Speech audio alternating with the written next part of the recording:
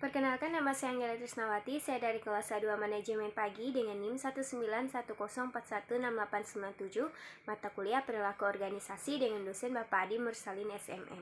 Baiklah, di video ini saya akan membahas hasil ringkasan saya dari video di YouTube dengan pembicara yaitu Ratih Purbasari.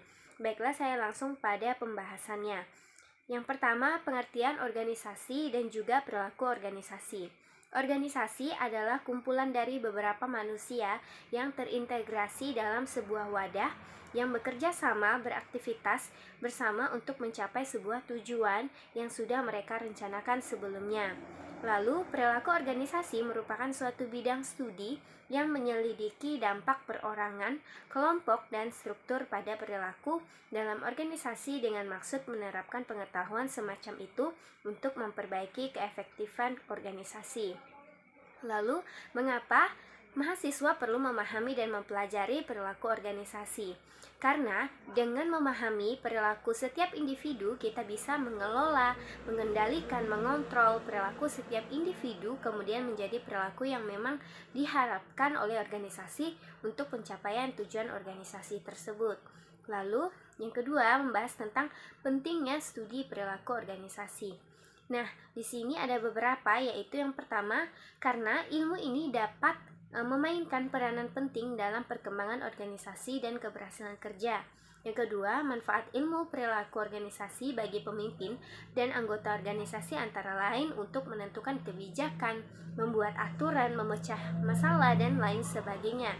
Lalu yang ketiga, perilaku organisasi menjadi semakin penting dalam ekonomi global ketika orang dengan berbagai latar belakang dan nilai budaya yang berbeda-beda bekerja sama secara efektif dan juga efisien.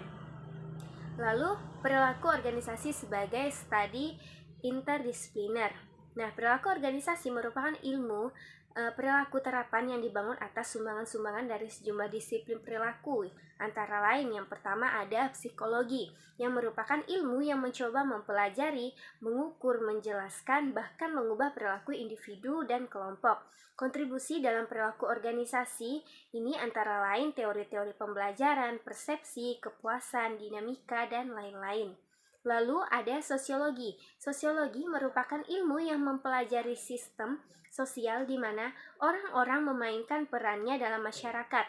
Lalu, kontribusinya dalam perilaku organisasi antara lain mengenai kepribadian, cara berinteraksi, komunikasi konflik, stres, dan lain-lain. Lalu yang ketiga ada psikologi sosial, adalah salah satu bidang kajian dari psikologi dan sosiologi yang dipadukan untuk mengetahui pengaruh individu terhadap individu yang lainnya. Kontribusinya dalam perilaku organisasi yaitu untuk mengetahui bagaimana kita melihat seseorang yang berubah nilainya karena pengaruh orang lain. Lalu yang keempat ada antropologi. Antropologi adalah ilmu yang mempelajari hubungan yang ada di antara masyarakat dan juga kegiatannya. Lalu kontribusi dalam perilaku organisasi antara lain dapat memahami budaya, nilai-nilai orang, persepsi, perilaku, dan motivasi dalam bekerja. Lalu yang kelima ada ilmu politik.